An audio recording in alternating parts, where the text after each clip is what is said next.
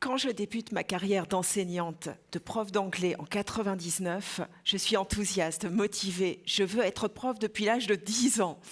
Et très vite, la réalité me rattrape. Mes élèves ne sont pas toujours aussi motivés que moi. Certains répondent à mes questions, je sais pas, je suis nulle. Ça m'inquiète beaucoup. Qu'est-ce que je vais faire? Est-ce que je vais tout abandonner parce que c'est pas possible de faire ça pendant 40 ans. Il n'en est même pas question. Mais c'est pas dans mon tempérament. Il n'est pas question que j'arrête.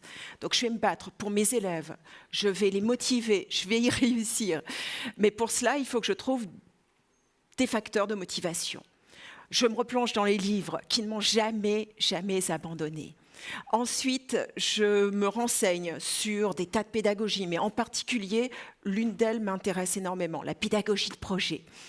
Et je vais encore un peu plus loin, je pars en Angleterre, en formation, en stage pour prof. Nous venons du monde entier. Et c'est là que je me dis, voilà ce qu'il faut que je fasse. Il faut que j'implique mes élèves dans leurs apprentissages. Dès mon retour, je lance un projet pour permettre aux élèves de sentir que ce qu'ils font, c'est concret, c'est vivant. Et je leur demande d'écrire, de mettre en scène, de jouer un soap opera. C'est un feuilleton à la britannique. Et tout de suite, ce ne sont plus les mêmes élèves, ce sont ceux dont je rêvais quand je suis arrivée en 99. Et les élèves sont tellement motivés qu'ils me posent des questions, alors qu'avant, je n'avais même pas de réponse aux miennes. Ils me posent des questions sur la syntaxe, sur la grammaire, sur tout et rien. Et je pars de leurs besoins. Et c'est magique pour un prof parce que quand vos élèves sont motivés, eh bien, vous pouvez faire n'importe quoi. Vous pouvez leur donner de l'ambition à tout niveau. Donc, très vite, je me dis que c'est bien, mais on va aller plus loin. On va aller vers l'international. Ils écrivent des nouvelles avec des petits Turcs, de petits Italiens. Ils parlent forcément en anglais, puisque aucun de mes élèves ne parle turc et italien. Donc l'anglais est devenu outil de communication réel, véritable. Il sert à quelque chose parce que pour l'instant, ils se demandaient ce qu'ils faisaient là. Ce projet environnement fonctionne tellement bien que très vite, il gagne un prix national à l'UNESCO, ensuite un prix international. Et ça les motive énormément. Si bien que quelques années plus tard, un collègue de maths me propose de travailler en classe inversée avec des élèves potentiellement décrocheurs. Parce qu'il m'explique ce qu'est la classe inversée. Il s'agit d'inverser le cours, le faire à la maison. Et en classe, dégager du temps pour pouvoir travailler les devoirs. Et ça permet à ces élèves qui n'ont pas forcément d'aide à la maison, eh bien, d'avoir toute l'aide possible en classe.